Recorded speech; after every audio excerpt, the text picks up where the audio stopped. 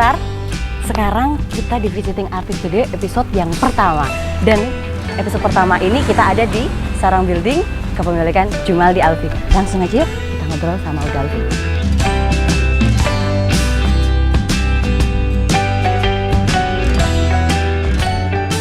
Nah, sekarang kita udah sampai di ruang pamer dari Sarang Building. Wah, ternyata nggak perlu berlama-lama lagi. Kita langsung disambut sama Jumaldi Alfi. Halo Uda Alfi. Halo Grace, halo. Halo Uda. Copot masker ya? Boleh Uda. Boleh, biar enak ngobrol. Halo, apa kabar semua? Gimana Grace? Gimana Uda? Gimana kabarnya Uda? Baik, sehat, alhamdulillah. Ya, ini kebetulan kemarin kita ada bikin buku untuk ulang tahunnya Buya Shafi'i Ma'arif. Beliau mungkin teman-teman atau Grace kenal lah, beliau salah satu guru bangsa kita. Iya. Sudah berusia 86 tahun. Jadi ini semacam kayak sumbangsi aja, kita menghubungi 35 penulis perempuan untuk menulis sisi dari pikiran-pikiran Buya dari sudut pandang teman-teman penulis perempuan. Iya, gitu. Dan juga dicetak oleh penerbit. Ya, lalu kita cetak dan kita bagikan untuk masyarakat umum. Gitu. Kita sekarang cetakan pertama itu ada 500, cetakan kedua 5.000. Oke, dah sebelum kita panjang ke sana nih dah. Oke. Jadi ada teman-teman di Visiting Artist Studio episode yang pertama ini mungkin belum begitu tahu Sarang Building ini apa sih? Oh ya, jadi gini, Sarang Building itu semacam tempat sih yang terletak di Jogja bagian selatan. Jadi awalnya saya bikin tempat ini itu terinspirasi dari beberapa tempat yang saya kunjungi ketika saya ada residensi atau sedang melawat ke luar negeri gitu. Jadi semacam kayak artis inisiatif. Jadi ruang alternatif yang dikelola oleh seniman gitu. Tahun berapa itu dah? Ini kita mulai operasionalnya tahun 2012, tapi ide Sarang sendiri sebenarnya dimulai tahun 2010. Berarti perkiraan sekarang sudah 11 tahun. Sudah 11 tahun. Sudah 11 tahun. Nggak nyangka banget ya kalau Sarang Building ini udah 11 tahun. Oke, mungkin kita bisa sambil jalan-jalan. Oh iya, nanti tak tunjukin ada. Jadi gini, di Sarang Building itu selain dari memang tempat berkumpul pameran, dulu juga ada, kita punya program residensi. Ada program apa aja? Residensi itu kita mengundang seniman-seniman untuk tinggal menetap beberapa bulan di sini berkarya lalu mempresentasikan karya-karya mereka gitu. Namun ya karena pandemi ini hampir 2 tahun ini residensi kita tuh kita hentikan sementara karena kondisi tidak memungkinkan gitu. Selain itu juga kita punya program namanya Suluk Kebudayaan, bekerja sama dengan teman-teman dari komunitas langgar.com itu langgar.co. Itu kita ada program semacam kayak pertemuan rutin setiap sebulan sekali, ngobrolin tentang kebudayaan Indonesia. Macam-macam sih. Kalau nggak salah biasanya di Joglo bawah ya? Nanti tempatnya ada di Joglo. Nah, sama dengan program-program yang lain, program-program yang sifatnya mengundang massa itu untuk sementara kita hentikan. Dalam pengertian begini, ada sekali 2 kali tetap kita lakukan, cuman dengan protokol kesehatan yang sangat ketat sekali. Kita membatasi pengunjung atau gitu. Dan kalau nggak salah kemarin ada ya, belum lama tuh waktu saya kesini, di sini replay. Oh ya, kita juga kalau di ruang galeri itu memang kita memang menyiapkan untuk ruang pamer atau presentasi karya-karya selain dari karya yang teman-teman yang residensi, itu karya-karya dari seniman-seniman yang memang kita pilih juga. Tetap dikurasi ya, tetap dikurasi, tapi poinnya sebenarnya sama dengan tadi visi awalnya Sarang itu. Jadi kita memberi kayak pengetahuan atau pengalaman kepada rekan-rekan yang lain bagaimana sih menjadi seniman yang profesional. Jadi ketika program replay itu kita mengundang seniman-seniman yang memang sudah punya jam terbang cukup tinggi untuk memamerkan karyanya. Tapi yang paling penting sebenarnya bukan hanya pamerannya, tapi bagaimana seniman-seniman yang kita undang itu mempresentasikan selain daripada ide-ide karya mereka, tapi bagaimana mereka itu mengkonsep perjalanan mereka berkarir dalam seni rupa, dan itu bisa menjadi inspirasi seniman-seniman muda gitu kan. Oke, wah sangat menarik sekali dah. Iya. Bisa kita turun ke bawah? Ya, untuk nanti lihat tak tempatnya? liatin ini.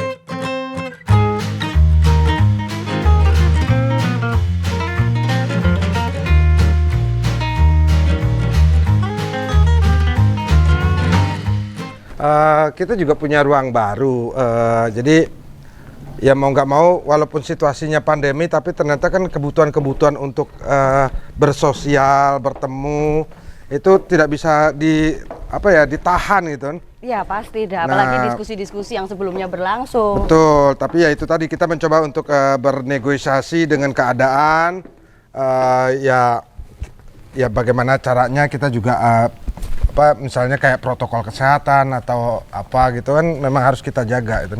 Iya. Nah, ya contohnya mungkin kayak di sebelah sana itu ada program namanya Sekolah Selingkar, sekolah yang aku inisiasi dengan ada beberapa teman itu kan.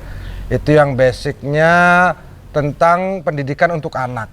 Jadi kayak semi homeschooling, kita bikin kayak sistem pendidikan untuk anak-anak usia 7 sampai 11 tahun dan 10 sampai 13 tahun. Semua bisa boleh masuk dah? Boleh Semua mendaftar? boleh masuk. Nah, untuk sementara saat ini memang kita bukanya kelasnya yang online. Oke.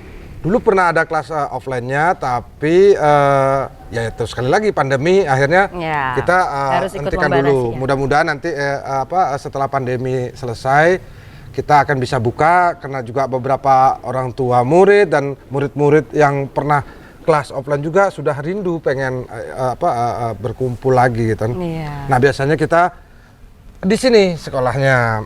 Nah, ruangan ini, joglo ini selain untuk tempat acara suluk, diskusi, itu juga ya kita punya namanya Akademi Selingkar, itu yang masih bagian dari Selingkar. Itu biasa di sini. Terus juga tempo hari kita bekerja sama dengan teman-teman arsitek muda Jogja dari sebuah kampus arsitek di Jogja, bikin program namanya Fundamen. Oh, Nah, Fundamen iya, itu iya. program arsitek yang ada kaitan-kaitannya dengan arsitek dengan misalnya kayak seni rupa, arsitek dengan lingkungan, arsitek dengan pencahayaan, nah seperti itu. Jadi Sarang Building bekerja dengan kawan-kawan Fundamen itu bikin program seperti itu. Oke, berarti cukup banyak tadi ya, Daya, untuk programnya. Banyak. Ada replay, ada Fundamen. Ada Fundamen, Ada ada suluk suluk kebudayaan, dan juga saya bikin kafe, Oh, warung nongkrong sebenarnya. warung Jadi gini, seniman dan budayawan itu kan memang dalam proses berkarya mereka itu, mereka kan juga butuh semacam kayak komunikasi, ketemuan gitu. Yeah. Kadang ada ruang-ruang yang memang disediakan untuk diskusi. Tapi biasanya kan diskusi di ruang yang sudah disiapkan secara formal itu malah kadang-kadang kaku, nggak keluar, nggak los. Ide gagasannya itu biasanya nggak di warung enak, kopi itu ngobrolnya bisa lebih santai. Lebih santai, Nah, ya benar dah. jadi tempo hari ya udahlah, yuk kita bikin, karena teman-teman seniman sering kumpul di sini, teman-teman budayawan juga sering nongkrong, ya udah kita bikin semacam kayak tempat ngopi kecil lah di sini. Nah, ini ruangan ini dulu studioku sebelum aku pindah. Jadi awal-awal Sarang ini, jadi Sarang itu dulu pertama kali bukan di sini. Pertama kali di Dia ada di tengah kampung sini, tapi sekarang sudah jadi gudang. Jadi gudang buat karya-karyaku. Dan ini waktu aku mulai tahun 2009, ini studioku awalnya. Lalu aku mulai membangun ruang galeri itu arsiteknya seorang arsitek dari Malaysia, Kuala Lumpur, temen gitu kan. Jadi saya suka dengan desain dia. Jadi waktu ketemu di Kuala Lumpur, saya minta sama dia, aku punya ide mau bikin ruangan untuk residensi begini-begini, mau nggak kamu ini? Nah, terus dia datang ke sini, lihat lokasinya, dia tertarik dan dia bikinkan desain bangunan ini. Cukup lama dah proses pembangunan ini? 1 tahun lah. 1 tahun? 1 tahun. Dari ruang galeri tadi? Ya, dari semua. Secara bersamaan? Ini biasa tempat kita ngobrol-ngobrol, nongkrong di sini. Karena saya juga sebenarnya gini, saya kan tipe orang ya memang senang ngobrol gitu loh. Saya orang yang sangat nggak tahu, misalnya gini, sehari 2 hari nggak ketemu orang tuh saya merasa aneh itu loh. Kalau udah 3 hari nggak ada temen yang ketemu itu saya merasa ini pasti ada sesuatu yang salah gitu. Jadi rasanya energi itu memang dari teman-teman. Jadi karena memang saya suka berkumpul atau apa, maka saya kasih sebuah ruangan. Makanya saya kasih nama sarang itu juga gitu. Kenapa sih kok sarang, kan banyak, apa kok kenapa sarang, kok jadi sarang? Apa bahasa Korea? Pikirnya ini dah, karena ada sarang burung. Nah ya, jadi idenya memang dari sarang burung. Oh, dari sarang burung. Sarang burung gitu kan, bukan sarangnya yang Korea gitu kan. Karena memang lagi demam Korea, tapi ini sebelumnya itu. Itu namanya sebenarnya dari Mas Enin. Mas Enin. Enin Supriyanto, kurator. Jadi waktu itu saya kan lagi nyiapin pameran tunggal sama dia nginep di studio saya, terus saya bilang, saya punya angan-angan pengen bikin suatu tempat yang fungsinya seperti ini gitu kan. Kira-kira namanya apa gitu ya? Dia spontan aja sih. Itu kasih nama sarang aja. Kenapa sarang? Nah, filosofinya kan seperti itu. Jadi kalau memang dari visi yang pengen kamu bangun itu kalimat atau kata sarang itu lebih tepat gitu. Jadi kalau kita membayangkan sarang burung gitu kan, itu kan memang tempat bertelur. Terus mengerami, bertumbuh di situ. Tapi setelah dia bertumbuh sudah komplit, dia kan tidak tinggal lagi di situ, dia terbang. Nah, sama sarang itu juga aku harapkan seperti itu. Jadi tempat di sini ide-ide itu dilahirkan, terus digodok dan menjadi. Nah, setelah itu maka ruang pamernya sebenarnya lebih ke ruang presentasi, bukan ruang lain dengan ruang-ruang pamer yang lain gitu kan. Yang memang ada dinding atau apa. Di sini lebih ke prosesnya. Jadi saya tertarik dengan proses keseniannya, bukan hasil akhirnya. Gitu. Waktu dulu saya pikir memang ruang pamer ini disediakan untuk yang lebih ke instalasi, ternyata lebih ke presentasi. Lebih ke presentasi karya. Jadi memang yang kita coba untuk tangkap itu kan tentang gagasan dan prosesnya. Jadi pengalaman-pengalaman kita selama ini kan di ruang-ruang pamer itu kan kita hanya menilai pada hasil-hasil akhir. Jadi ketika misalnya karya-karya sudah terpajang di dinding, itu ya kita akhirnya cuma menilai itu aja. Di balik itu sebenarnya apa sih gitu kan? Dan sebagai seniman kan saya tahu bahwa sebelum berkarya dan karya itu terpajang di dinding, entah itu dikritik orang atau dikeploi orang, itu banyak proses yang sebenarnya itu lebih menarik daripada hasilnya sendiri. Gitu. Lebih penting mungkin untuk dipahami yang lain. Mungkin ada yang ikut merasakan proses itu ya. Nah, kayak tempo hari kita kan ada gini, ada kerjasama dengan teman-teman dari Pekan Seni Grafis. Di sini ada workshop bagaimana misalnya bikin stencil art, bikin cukil, sablon itu dan ecoprint itu. Nah, kita juga bekerja sama dengan teman-teman yang punya komunitas lain seperti grafis pinggiran gitu kan.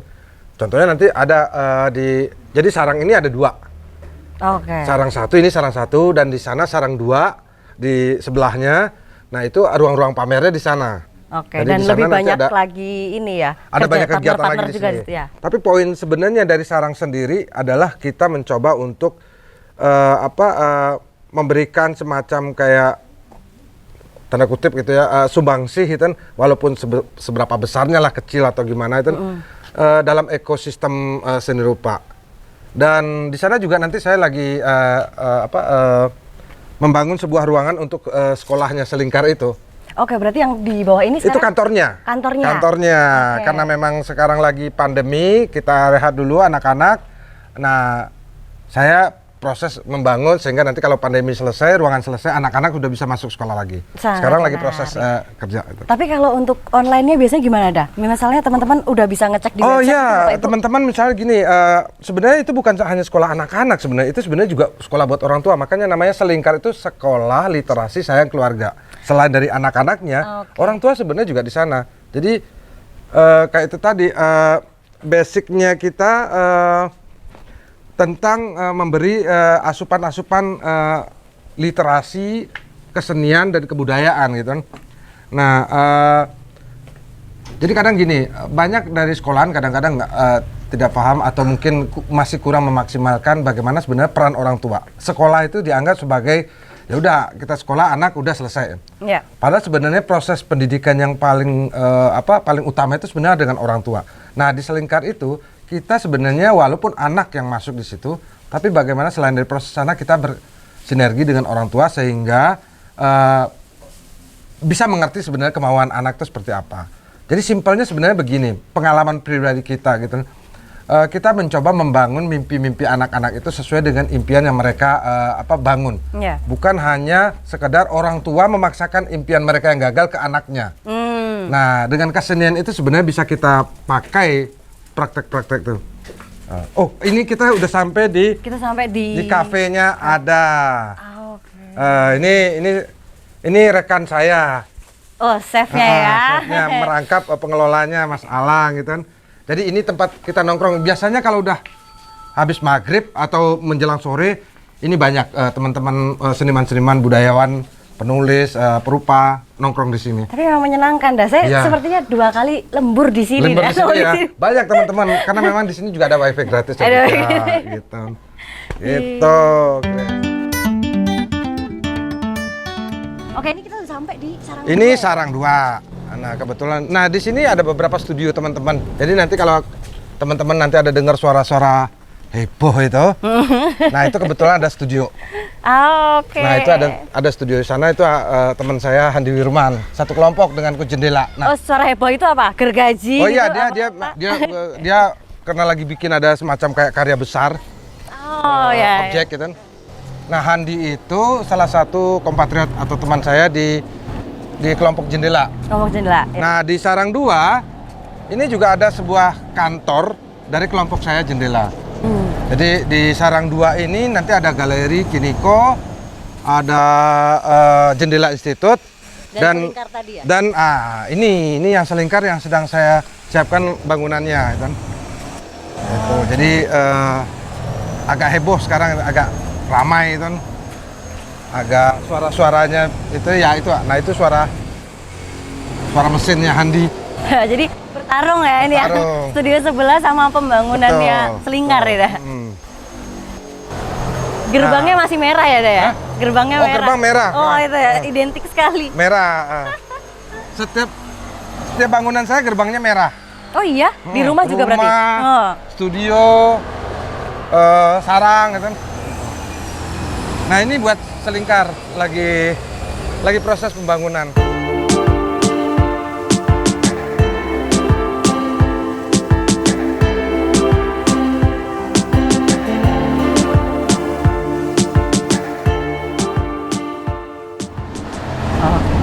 Ada berapa pembagian ini, Dah? Ini ada 3 pembagian.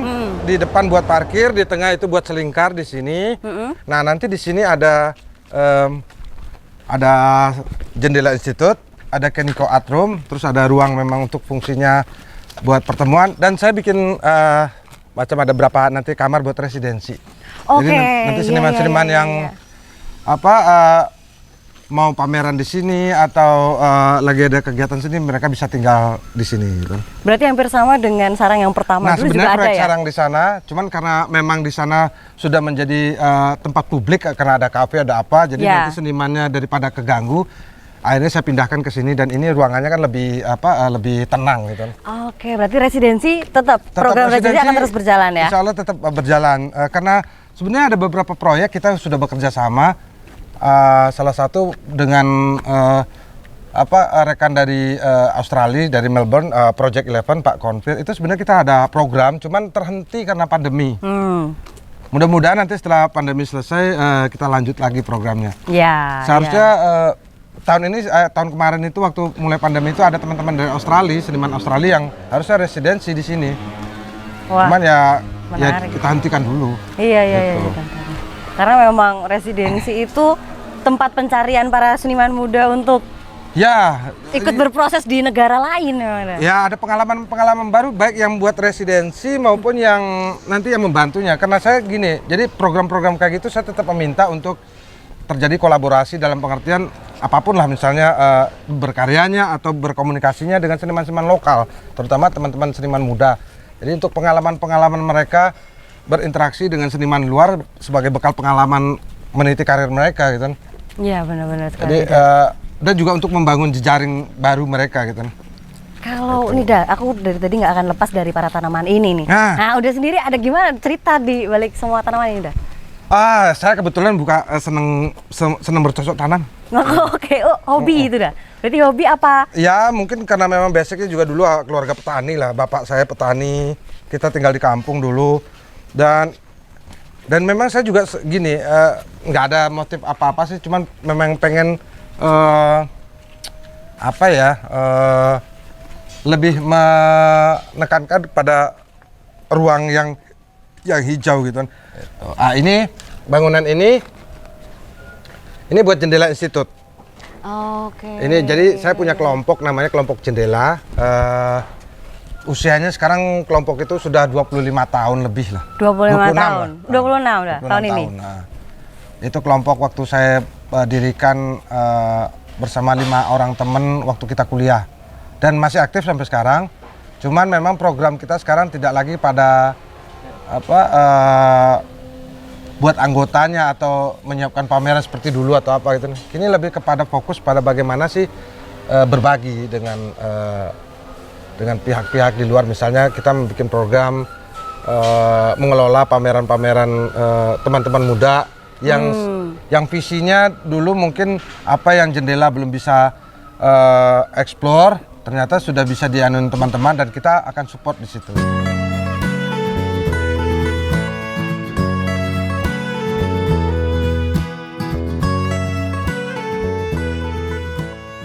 Nah selain itu di sini juga ada Kiniko. Nah kalau Kiniko itu memang ruang pamer. Fokusnya ruang pamer. Ruang pamer itu memang sengaja gini. Jadi di Jogja itu kan kita tahu banyak seniman. Setiap tahun itu pertambahan seniman itu banyak sekali. Sementara ruang-ruang yang mengakomodir kebutuhan mereka itu walaupun juga bertambah, tapi tidak sebanyak tambahnya seniman. Walaupun sudah banyak ruang, tetap aja kurang. Nah, aku menyediakan sebuah ruangan ya kayak galeri gitu yang nanti dikelola oleh manajemen sendiri, tidak di bawah aku tetap sebagai seniman itu. Nah, programnya menitik beratkan pada program-program seniman-seniman muda sih sebenarnya. Sekali 2 kali memamerkan juga seniman-seniman yang established itu. Ya, waktu itu pernah lihat juga yang teman-teman dari mini orkestra main di sini. Jadi ada pertunjukan musik, ada band, ada apa, pokoknya segala kegiatan kesenian kita tampung lah. Kalau memang itu membuat suasana kesenian itu tetap hidup gitu. Ya. Jadi semangatnya itu sih kita mencoba untuk tetap membangun gairah seni rupa di Jogja itu tetap bergelora lah gitu. Ya.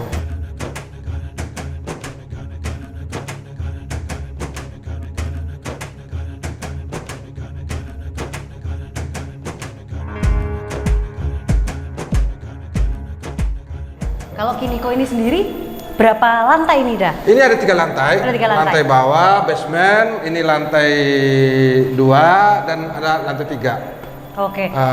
Kita mending langsung ke kita ke lantai atas. Nanti ketemu sama Jeffrey aja. Jadi aku cuma membangun aja sih. Aku membangun ruang, tapi untuk manajemennya aku nggak ikut-ikut. Semua di Sarang 1 juga seperti itu. Jadi ya bekerja dengan teman-teman muda. Jadi aku ngasih wadah aja, nanti kawan-kawan lah yang mengelola, karena kan di sini diisi juga kan ada jurusan baru tata kelola seni. Nah sebenarnya itu juga seiring dengan itu sih. Jadi kita mencoba bahwa gini loh, kolaborasi di kesenian di kesenian orang kan selama ini stereotipnya belajar kesenian itu jadi seniman. Ya. Terus jadi seniman itu nanti terus berantakan. Sebenarnya nggak seperti itu, bahwa di kesenian itu sebenarnya banyak aspek sebenarnya itu kan, tidak hanya sebagai praktisi misalnya jadi pelukis atau jadi pemusik atau apa. Banyak ya, contohnya kayak stakeholder di sampingnya itu yang sebenarnya kalau tidak ada itu juga agak kepayahan membangunnya. Semua nggak bisa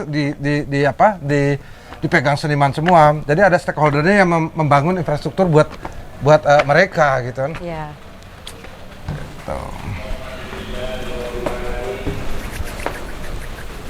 Wah, menarik ya, Kak. Ini lokasinya di tepi sungai. Oh, tepi sungai? Sungai Bedok itu. Tapi sungainya lagi belum meluap. Kalau meluap bisa sampai sini. Bisa naik ke sini? Bisa naik ke sini. Karena dulu sebenarnya ini sungai. Kalau zaman dahulunya itu ini masih sungai. Tapi karena memang terjadi penurunan pendangkalan, akhirnya sungainya jadi kecil. Kalau dulu kan dalam sejarahnya Jogja lama, Mataram lama, Sungai Bedok itu kan buat arus lalu lintas dulu kan. Iya. Ini nanti mau diperpanjang lagi nggak ada ke sana gitu? Oh sudah nggak boleh, udah Oh, mentok. nggak boleh, udah boleh. Udah mentok sungai, jadi. Nggak boleh, Rek. Gitu. Nah ini karya teman-teman dari seni grafis.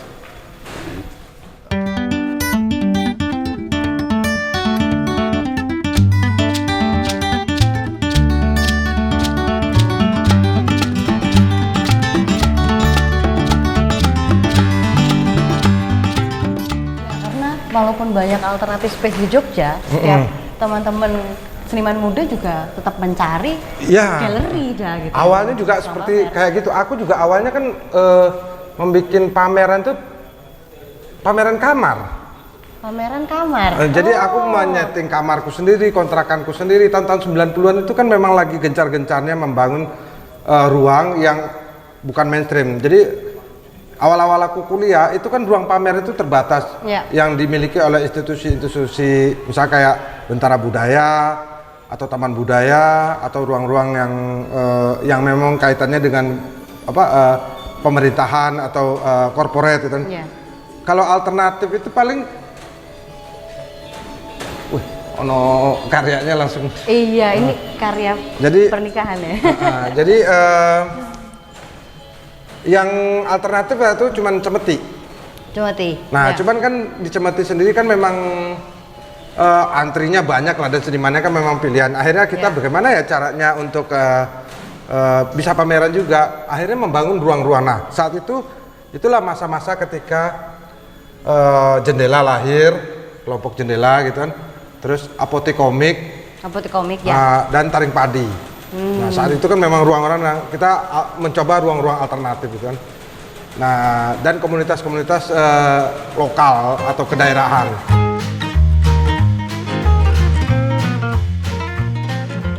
Kita nanti ketemu, ini ada Jeffrey. Nah Jeffrey yang saya percaya untuk mengelola Kiniko Art Room. Oke, halo udah Jeffrey. Great. Oh enak banget ya di atas. Gimana udah Jeffrey kabarnya? Baik. Mungkin saya bisa lewat sedikit ya di sini. Oke. Udah tadi sempat ke bawah sama udah Alfi, terus kita sekarang naik ke atas. Lagi ada pameran ini udah Jeffrey. Ya, ini pameran dari teman-teman Pekan Seni Grafis Yogyakarta. Kebetulan mereka untuk tahun ketiga ini milik Kiniko sebagai venue pameran. Kita Oke. kerjasama dengan teman-teman dari Pekan Seni Grafis Yogyakarta. Sangat menarik ya.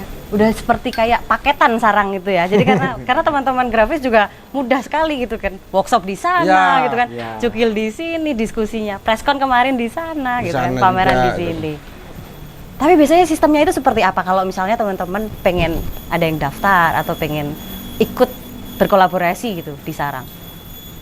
Baik Di sarang sarang? building maupun Kiniko. Kalau Kiniko sendiri udah mempunyai program tetap sih sebetulnya. Kalau Oke. kayak teman-teman ini tetap biasanya proposal. Nanti itu kita seleksi. Kita ada tim sendiri untuk seleksi. Oke, dikurasi dulu ya, Dek, ya? Dikurasi, tetap dikurasi dulu. Nah, untuk program tetap Kiniko sendiri sebetulnya kita ada 2 program yang betul-betul menjadi unggulan di Kiniko, yaitu Darah Muda dan The Master. Oke. Itu sebenarnya program titipan dari Om Alfi. Nah, Biasanya tiap bulan ya, apa itu? Itu Oktober dan November. Oktober dan November. Darah Muda itu ya teman-teman seniman muda yang betul-betul udah kita kurasi dan kita lihat perkembangan keseniannya gimana. Nah, untuk The Master itu sebetulnya dedikasi Kiniko sendiri untuk guru-guru mantan guru-guru seni rupa diisi dulu. Kita udah 2 kali memamerkan, yaitu yang pertama dulu tahun 2018 itu ada Pak Aming Prayitno. Ya. Kemudian yang kedua itu Pak Suwaji. Oke. Nah, ini kita masuk yang November besok itu yang ketiga. Udah ketiga ya? Iya. Kalau boleh tahu, udah Jeffrey ini udah berapa tahun? Kalau Kiniko sendiri? didirikan tahun 2016. 2016. 2016 tanggal 18 Oktober. pameran pertamanya yaitu The Master itu Pak Amin Prasetyo waktu itu bulan Maret 2017. Oke, ya. Berarti sudah lumayan lama ya udah Alfi ya dari pembangunan awal itu ya? Oh, kalau untuk Sarang 2 itu memang 5-6 tahun setelah Sarang 1. Oh, oke. Ya karena memang kebutuhannya, jadi Sarang 1 sendiri kan tidak menampung, ya kayak tadi awalnya aku bilang di Sarang 1 kan lebih kepada program-program yang melibatkan proses-proses. Nah pada suatu masa akhirnya memang kita juga butuh ruangan sebagai ruang-ruang presentasi sebagai sebuah pameran itu kan. Nah akhirnya aku bangunkan juga sebuah ruangan untuk itu. Cuman kan ya itu tadi karena dari awal Sarang tidak kepikiran untuk mengurusi hal seperti itu, akhirnya kita bekerja sama dengan manajemen yang dibentuk Jeffrey, namanya Kiniko Manajemen itu, untuk mengelolanya dengan ya tadi pasang sponsornya tadi. Ruangan ini silakan dikelola bagaimana caranya agar ekosistem atau situasi seni rupa itu bisa terlaporkan di publikasi. Namun aku minta 2 program yang memang menjadi semacam program Penanda. wajib di Kiniko. Wajib ya. Satu itu yaitu tadi karena banyak seniman-seniman muda butuh ruang atau apa, setelah mereka lulus kuliah mereka ingin presentasi karyanya harus antri di mana-mana gitu. Nah akhirnya kita bikinkan program namanya Darah Muda. Darah Muda itu teman-teman fresh graduate dari kampus seni rupa gitu. Tapi yang paling penting sebenarnya program The Master-nya itu. Jadi gini, dalam ekosistem seni rupa kita karena kita kekurangan tentang dokumen dan data-data atau pencatatan arsip-arsip itu kan terhadap seniman-seniman lama itu kan. Kita banyak seniman-seniman yang kuat, top itu kan. Tapi akhirnya kadang-kadang hanya menjadi cerita itu karena dokumentasi atau data-data mereka sedikit itu kan.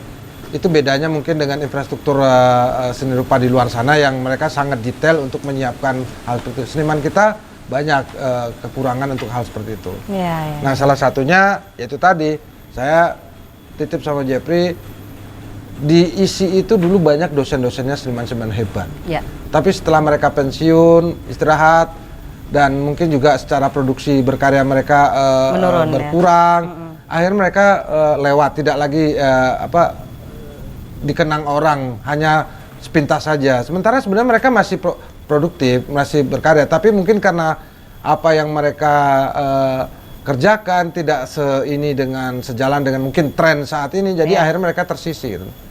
Nah, program itu sebenarnya saya inisiasi karena pada suatu hari saya melihat seorang dosen saya yang sudah pensiun, itu ketika nonton pameran itu orang malah nggak kenal dia. Oke. Padahal itu mahasiswa-mahasiswa ISI. Jadi saya ngelihat beliau itu seperti kesepian di tengah keramaian itu loh. Karena memang 1-2 orang aja yang mungkin waktu dia ajar atau waktu beliau masih memberi kuliah itu yang tahu menyapanya. Tapi murid-murid yang selepas itu nggak tahu siapa dia itu. Sementara dia itu tokoh yang cukup kuat memberi pengetahuan, warna dalam kancah seni rupa di Jogja khususnya itu. Jadi saya merasa sedih ngeliat kayak gitu. Wah, dia itu masih hidup. Apalagi kalau dia sudah meninggal, pasti hilang aja lagi. Dan kita memang banyak kan seniman-seniman yang dulu tahun 90, 80, 70 kuat, sekarang itu samar-samar aja. Nah, itulah salah satu target atau visinya ketika Kiniko itu dibangun itu. Nah, selepas itu nanti Jeffrey dengan tim manajemennya bikin acara-acara apa kerjasama dengan poinnya sekali lagi ya pokoknya seni rupa di Jogja itu kita hidupkan. Oke.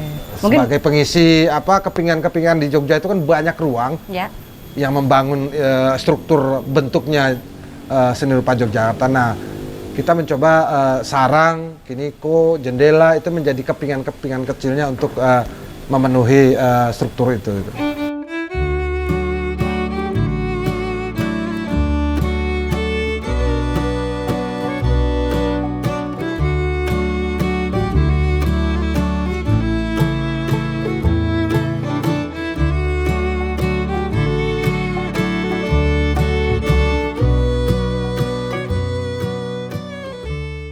Udah Alfi, sekarang kita udah sampai di ada warung buat istirahat ya. Tadi udah keliling-keliling. Ya, Dari ruang pamer, ada joglo, terus di bawah ada kantornya Selingkar, sampai kita juga ke Sarang 2. Ya. Jendela Institut dan Kiniko. Ya. Sekarang kita di sini nih sekarang dah. Karya-karya di ruang ini ini karya-karya udah Alfi juga sama hampir sama dengan seperti yang di bawah ya. Di lorong. Ya. Di lorong. Ya, ini karya-karya ini karya-karya yang saya bikin waktu saya residensi di STPI. Singapore Tyler Print Institute. Jadi tahun 2011 saya itu dapat undangan dari Singapore Tyler Print Institute untuk residensi di sana 1,5 bulan. 1,5 bulan. Ya, untuk berkarya di sana. Nah, tidak banyak sih seniman yang residensi di sana. Di Indonesia juga baru berapa seniman itu. Saya juga merasa beruntung ketika STPI mengundang saya untuk residensi di sana. Nah, menurut saya itu pengalaman menarik, lepas dari berkarya di sana gitu kan, tapi bagaimana sebenarnya pengalaman residensi itu banyak membantu saya dalam proses berkarya seni rupa, tidak hanya pada teknik, tapi juga bagaimana memandang kesenian itu selanjutnya gitu. Contohnya begini, saya itu kan sebenarnya basicnya dari program studi seni lukis, sementara di STPI itu kan itu kayak print making house studio gitu kan. Oke, lebih ke fine artnya grafis ya? Ya, itu jadi print making itu, dan ada beberapa teknik atau cara bekerjanya itu berbeda dengan lukisan gitu. Kalau awal-awalnya saya sebelum residensi di sana itu biasa bekerja sebagai artis studio itu ya sendiri, mulai menggagas konsepnya. Bahkan pada titik tertentu itu sebenarnya kalau dulu itu saya kan kalau kerja di studio itu malam kerjanya. Malam, tidak ada yang ganggu. Sampai pagi. Sampai pagi, tidak ada musik, pokoknya hening gitu kan. Nah, ketika mendapat tawaran residensi di STPI, itu cara bekerjanya berbeda. Itu benar-benar pekerja seni yang teratur, dalam pengertian gini, ada jam kerjanya, jam istirahatnya, dan yang paling menarik itu kan bekerja sama dengan orang lain. Karena di print making itu kan selain dari alat-alat bantu juga ada asisten-asisten yang membantu apa yang ide kita atau konsep kita bisa dieksekusi, ada yang membantunya gitu. Nah, buat saya awal-awal itu kan kesulitan karena tidak biasa berbagi pekerjaan gitu kan. Karena biasa kerjakan sendiri. Iya, apa-apa dikerjain sendiri ya. Minggu-minggu pertama itu saya kesulitan, tapi setelah itu saya menemukan hal yang menarik di situ. Bekerja sama dengan orang lain ternyata juga banyak membantu saya cara memandang kesenian itu tidak hanya seperti awalnya seperti seniman lukis konvensional yang puritan gitu. Ternyata banyak kesenian itu caranya berbeda-beda ketika konsep-konsep atau ide-ide kita itu hendak kita eksekusi. Nah, contohnya kayak di print making itu teknik aja bermacam-macam. Di sana kan tidak lalu menjadi monoprint gitu aja, tapi ada satu teknik aja, tapi macam-macam. Ada satu karya itu digabung dari beberapa teknik dan bekerja dengan beberapa orang. Jadi saya juga belajar di sana ketika sebelum berkarya itu mempresentasikan ide, konsep, dan nanti maunya seperti apa itu. Nah, sepulang dari sana itu banyak perubahan dari cara kerja saya. Ketika misalnya awalnya mungkin harus kerja malam atau tidak boleh diganggu atau apa. Setelah itu saya bisa berdamai dengan hal itu. Jadi saya mulai kerja teratur, dalam pengertian siang bisa kerja, malam bisa kerja, ada jam-jam tertentu memang saya khusus untuk bekerja gitu.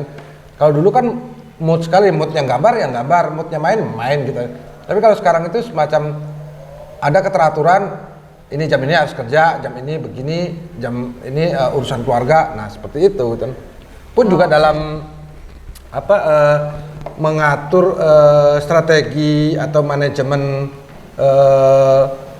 mempublikasi karya gitu kan. Jadi kalau dulu sih apa yang dikerjakan ya udah dipamerkan. Tapi kalau sekarang tuh ada masa ini karya ini saya kerjakan karena memang idenya harus segera dieksekusi. Tapi untuk mempublikasinya tidak harus sekarang juga gitu. Oke, bukan karya yang harus dipamerkan Ya, di sini ya. karena saya juga harus melihat situasinya. Kadang-kadang begini, ada karya-karya yang sebenarnya secara kekaryaan bagus, cuman ketika momentumnya tidak pas, konsep kurasi pameran atau waktu pamerannya, sehingga karya itu tidak punya dampak yang terlalu signifikan gitu. Oke. Jadi misalnya tema-tema itu misalnya contoh misalnya kalau di dalam situasi pandemi, nah karya yang bisa menyentak atau menohok atau pikiran orang dengan mengkaitkan dengan situasi pandemi, karya seperti apa gitu. Nah itu harus dipikirkan, dan itu saya rasa karena pengalaman saya residensi itu mendapat ini. Dan memang selain dari di STPI juga ada beberapa residensi yang saya ikuti, baik secara resmi maupun non formal gitu, di Belanda, di New York, dan terakhir di Melbourne, di Victoria Art College itu.